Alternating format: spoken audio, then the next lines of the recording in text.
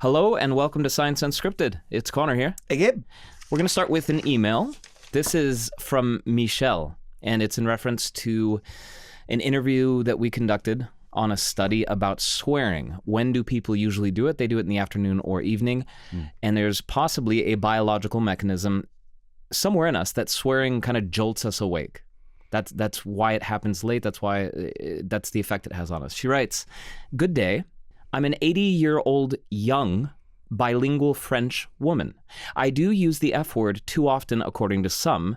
The interesting thing for me, though, if I swear in English, it doesn't give me the arousal that's supposed to happen." She means the energy or the kick. Yeah. But if I swear in French, she doesn't say that one. I'm going to read these. We'll probably have to bleep them out. I don't know what they mean. That gives me quite a bit of satisfaction. Swearing in English for me is not swearing. I wonder if a study has been made about swearing in your mother tongue or your native language. Love your show. Been listening to it since COVID started. My body is trained to wake up at 4:30 a.m. on Sunday just in time to listen to your program. All the best, Michelle. And thank you, Michelle. Yeah. My email is addressed to you. Hi, Conor. I didn't write in, but every time I had a craving for chips this week, I grabbed a handful of nuts. Yes. And was grateful. Yes, somebody. I mentioned last week that nobody reacted to a suggestion that I'd provided as a way to eat healthier in connection to cardiovascular health, kind of, ultimately. But the tip was, instead of chips, or in British English, crisps, go for nuts. And nobody had said anything. Now we have somebody who is doing that. Somebody is Christina. She goes on. Also, my sleep is terrible, and I think I swear more than I probably should. But I can also say that I enjoy swearing. So as long as I'm saying it in a fun way, not an aggressive way, I particularly like swearing in situations where it's not entirely expected from someone like me. I like getting some raised eyebrows, irreverence as comedy. And then she provides a nice little list here of her favorite swear words. Just filthy. Somewhere my mother is gripping a bar of soap. Oh, as always, to wash her mouth out. Yeah, well, my grandma did that to me. I had that done to me. And she whipped me with a pitching wedge, but, well, that's a different show. As always, thanks for the show, Christina. Christina, thank you for your email.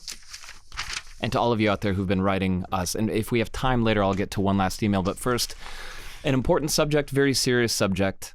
And I'm just going to sort of introduce it by playing a clip from a person who is suffering from, and I'm going to quote here, the most misunderstood serious illness.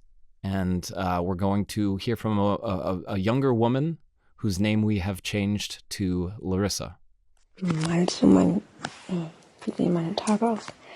Also, ich liege halt im Bett, im Dunkeln mit zugezogenen Vorhängen. Do you mean what are my days like? Well, I'm lying down in bed in the dark with the covers on and curtains shut.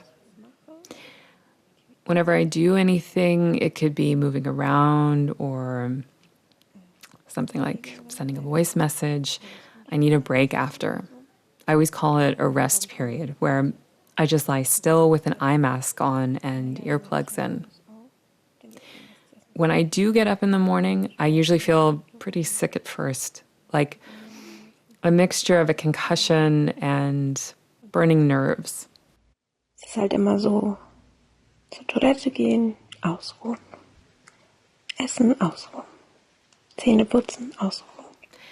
It's always like, go to the bathroom, rest, eat, rest, brush your teeth, rest. I can decide, like today, for example, to skip brushing my teeth. Then I have the capacity to send voice messages and things like that. Dass ich halt das Zähneputzen weglasse und dafür habe ich dann Kapazitäten, eine Sprachnachricht zu schicken oder sowas. Kind of a longer clip there, but I wanted to give all of you a feel for what this disease feels like. We're talking about what most people refer to as chronic fatigue syndrome, ME CFS, the ME standing for myalgic, meaning pain or tenderness in your muscles. Encephalomyelitis, that's basically saying that your brain or spine are inflamed. 17 million people around the world suffer from that disease, mostly women. Women tend to have chronic fatigue syndrome more often than men do. And it is a severe disability, as you clearly can understand there from Larissa. She's sending a WhatsApp message from her darkened bedroom. We have met one of those 17 million people. If you obviously remember this. This was a few years back. We were doing a report about blood washing for COVID at a clinic in Mülheim an der Ruhr, and we met a young woman there who was having her blood washed, not for long COVID, but because she has CFS or ME? CFS. CFS? Yeah. In connection with it, yeah, they're apheresis. It's a kind of, it's a therapy that some of you might be familiar with in connection with high cholesterol. Cholesterol, exactly. High cholesterol that's resistant to medication for high cholesterol. And it's a way of kind of, you can imagine it as thinning out your blood, making it circulate better. And that connects back to what doctors and researchers think is a part of the problem, a very complex, multifaceted problem. That's why there's no solution at this point.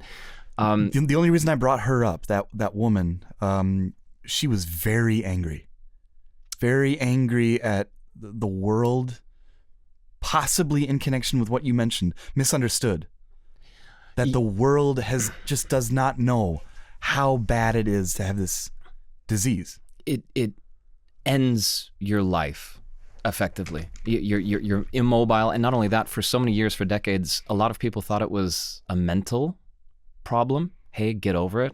Come on, get up and get out of bed. I mean, it's the worst of all worlds. Larissa herself, at one point, and I should thank my colleague Anna Karthaus, who's been in contact with her and who will soon be publishing an article on this topic. And Kathleen Schuster for voicing the clip, the English version of the clip. Yeah, and Kathleen Schuster, thank you.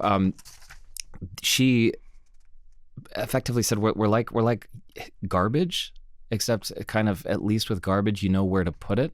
Where do you put us? What do you do with us? So you feel terrible. Society looks at you critically. Hopefully not. Hopefully the people listening, because they don't even believe that you have this affliction. You're making it up. Or what? Nobody knows what it is. Yeah. And again, just to get back into a little of the science, the best we know, what we do know at this point, is that it usually happens the very first time after a severe infection that kicks it off, which is a clear sign that this is probably connected to some sort of autoimmune disorder.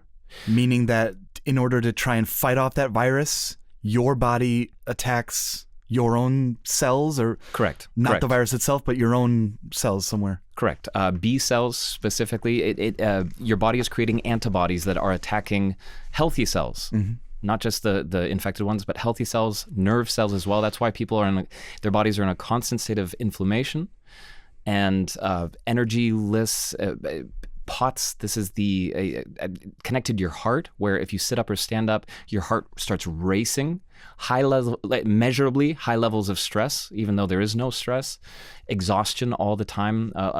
Also this post-exertional malaise. So if you go out and do something, then you're sidelined for days sometimes. Like Larissa was saying there, sending a text message and then having to take a break after that. Going to the bathroom and then taking a break. A text message. Yeah. Her life is functionally ended, which is why any sign of hope, any sign of a therapy in the future is great news. There are 3 that I'm going to mention here. One of them is in connection with the Charité Hospital in Berlin. That was where that first quote came from, the most misunderstood illness. And Carmen Scheibenbogen is her name. She and her team there work only on this, or specifically on this, I should say. And she has tried one therapy that just flushes the antibodies out. And that seems to cause rapid recovery in some patients, but this is not yet a therapy. There haven't been clinical trials, and it might not work for everyone, but for some people that has seemed to help. You're talking about the blood washing in Mülheim. The last we got an update from them or spoke with them, it was inconclusive whether that was going to work, because again, there you're treating... With regard to long COVID, but also to ME/CFS. Yes, okay. Because there you're talking about, you're treating the symptoms, but not the cause. And finally, that gets to the cause. What is it? There are pending clinical trials that would target the B cells that produce those antibodies that attack the healthy cells. That's always very dangerous, because what if you accidentally get rid of good immune cells that are attacking the right things? Very, very complex, but there are hopefully therapies around the corner. Until then, I think for a lot of people, it's about hanging on and holding on to hope. I'm going to play one last clip from Larissa to, I guess, give you her vision of her future. Also ich bin weit davon entfernt, an Sterbehilfe zu denken.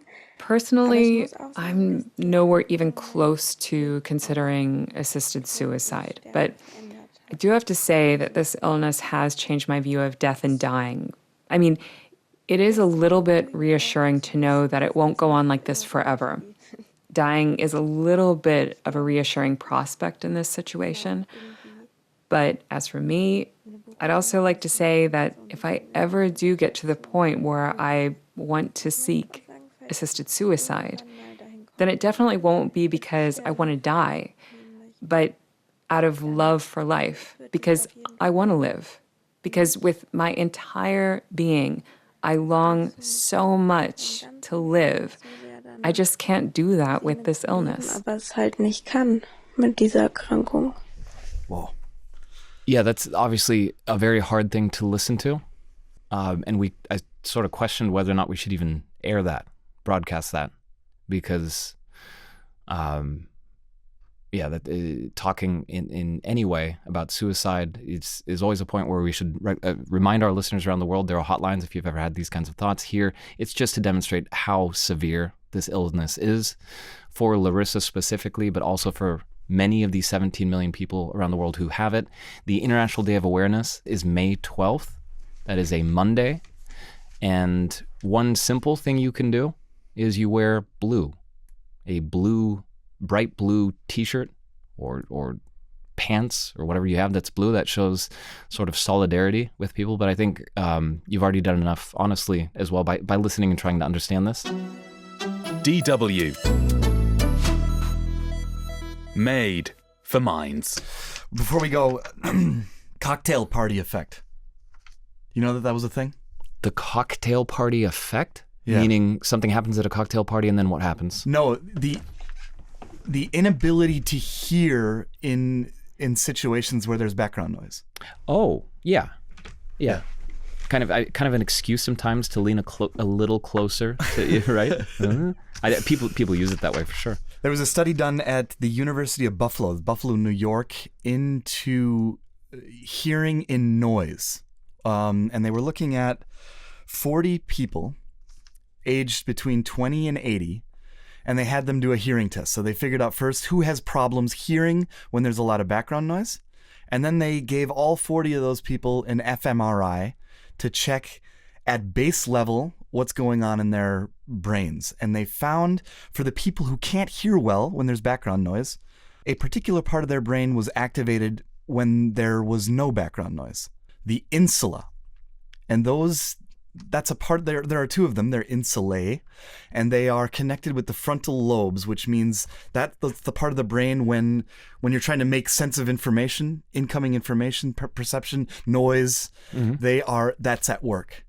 And it's also connected with dementia. So what they have found here, possibly in this experiment, is that when you have trouble hearing in noise, your brain gets rewired in order to help you hear when that noise is going on, to make sense of that information coming in, and that this could be a way to better understand how dementia happens, because this area of the brain is associated with dementia, and when your brain needs help or isn't working right normally, it rewires itself, borrows resources, causes a possible overload, a cognitive overload, which could lead to decline. That's what they're looking at. I just wanted to mention that because it seems like they're onto something there. I was going to say a lot of research within the last 5 years or so on the connection between hearing loss and neurodegenerative diseases. I feel like previously people weren't really talking about that. And that's an interesting... They are now. And that's an interesting take on it. Yeah, because it's I had just thought the lack of auditory information means your brain, especially the social parts, they're dialing down. You're not as engaged. You're losing the social aspect of being a human being, and maybe that's connected with cognitive loss. We mentioned an 80-year young woman, one of our listeners, Michelle. I know we have a lot of listeners somewhere in that age group, and that's when hearing loss tends to really kick in.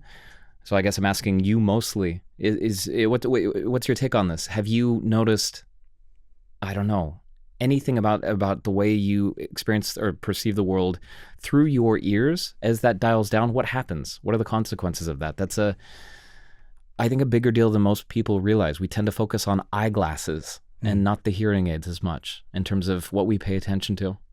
For the rest of the show, we are going to focus on our ears, or what we do with our ears, namely music, and older people.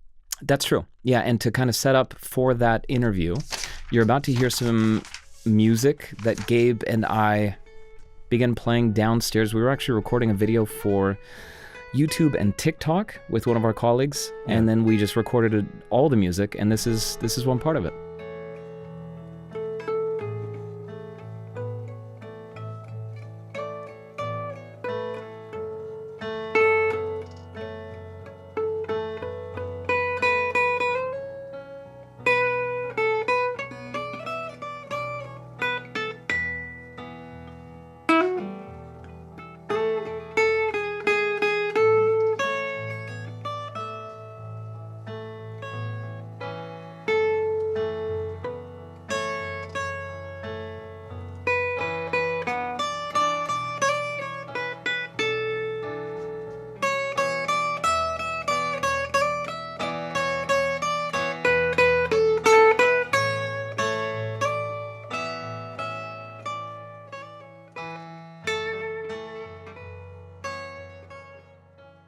Are you old? Yes. No, I'm speaking to the people listening to this right now. Are you at least 65 years old? No. I'm not you, the people listening. If you are, and you don't know how to play a musical instrument, then this one is for you. We're going to be speaking to someone, a German researcher at the music school in Hanover, who has been working with the elderly, teaching people who have no idea how to play a musical instrument, how to play a musical instrument, and there's some really interesting results. Science Unscripted. So, hi, my name is Florian Worschech. I'm a researcher in Hanover, Germany, and in the field of music and the brain. And we and my colleagues and I recently published a study on music and the older people learning an instrument. And what was the primary conclusion from that work, Florian? Yeah, the primary conclusion is probably that it's never too late to learn new motor skills, and that, for example, learning to play an instrument elicits a lot of beneficial effects for healthy aging. Okay, so you've got people who are as young as 65, and what was the upper limit? The upper limit was 78. So they're 65 to 78 years old. They have 1 hour of piano lessons per week, and then they've got homework. How much homework were they doing on the side? Around 20 minutes a day. Okay, so total of roughly, let's call it 3 hours per week of piano practice over the course of a year. They have the time to do this because they're retired. How good did they get? How good can our listeners out there hope to get if they start doing this at that age?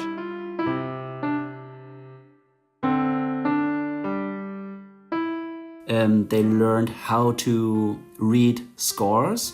They learned different rhythms. They learned, they could play small pieces.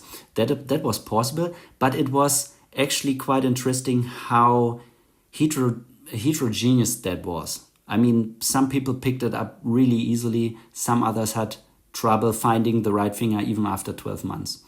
What was the difference between them? Do you have anything in your data to suggest or to imply what might be causing some people to learn better than others? Yeah, that is actually what we looked at. So we looked at also musical skills and musical abilities, of course. So it's like the near transfer effects, let's say. And it was really hard to predict the learning success of musical skills or musical abilities. So this data suggests that there is a high genetic influence of musicality, let's say. Let's put the ability to learn a musical instrument aside for a second. Conor and I are going to listen to the performance of one of the participants later. Let's focus now on what this does for these people. What did you find out during this 12-month period? What learning an instrument does for the brains of older people? Yeah, we had 3 major outcomes. The first one was that the hearing improved, so the people improved in hearing speech in noise. The second was that the quality of life improved in the piano group. And the third one was that all behavioral outcomes were associated with certain brain changes. And I'm assuming positive brain changes, not negative? Well, let's say, yeah, it's always positive if the behavioral outcome is positive. But sometimes we also saw that some areas thinned instead of thickened. When you say that the participants said that their quality of life improved, what exactly do you mean by that? What did playing a musical instrument do for their quality of life? Yeah, so this questionnaire had 4 domains: the psychological, the physical, the social, and the environmental quality of life. And we could, for example, show that the psychological quality of life improved. And those are questions like, do you think your life has a meaning, for instance? And here we could see quite an improvement. And also at the physical quality of life. Can you do what you want to do, or are you limited by your physical abilities, for instance? How significant is this?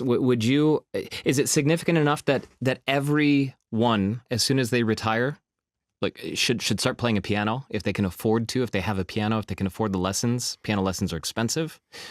Or is it just like a moderate benefit? How important is this for people out there who are, enjoying their post-work life? Mm-hmm. That's a good question. I think it's very significant, but I always stress out that it is not really only the piano. I mean, it's important that you learn something new, that it is that you do something which you find enjoyable, and that the things you get can be motivated from. And so it's not only the piano. If you play chess, so be it. Florian, for all of the people out there listening to this right now who are probably skeptical of what you're saying, or the idea that they themselves could make these improvements in their lives and would enjoy the quality of life that you describe, talk to them. Can you tell them why they should do this directly? Yeah, I think like music opened, like what our participant told us is that music opened up a different world. I mean, you dive into something really new, and it is not only enjoyable to play it, but to understand music. Go to concerts, see something new, let your emotional systems get involved in music, and be curious. I think music has a lot to offer. That was Florian Vorschech speaking to us from Hanover, and let us listen to one of the participants. This is 12 months of learning the piano. This is what he or she, don't know who they were, could play.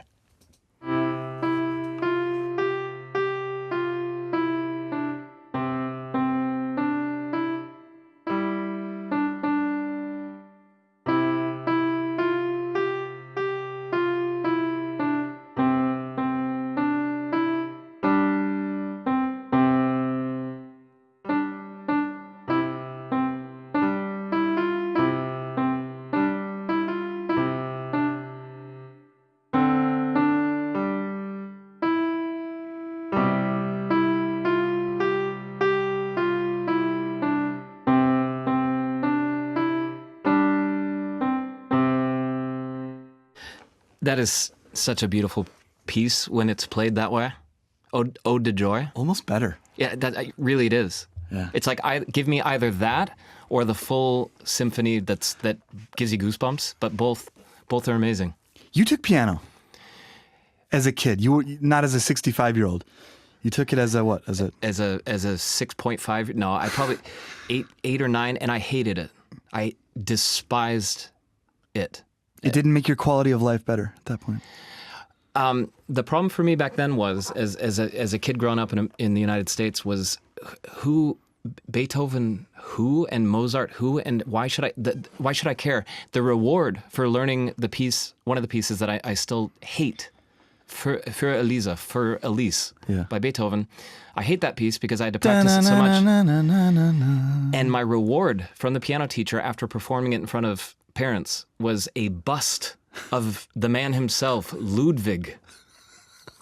I wanted to chuck it in the trash. And then this bust was on top of the piano staring at me. And then I learned, a piece by Mozart had Mozart. What I didn't have was a connection to modern music or the alternative music I was listening to. Now I love playing the piano and playing chords from songs I know and love, and then kind of singing to them and doing that thing. But the rote memorization of or learning notes on paper, that wasn't for me at that time. Now I can appreciate it, but back then, no. Following the interview with Florian, this is an appeal to whoever is listening to this right now, all around the world.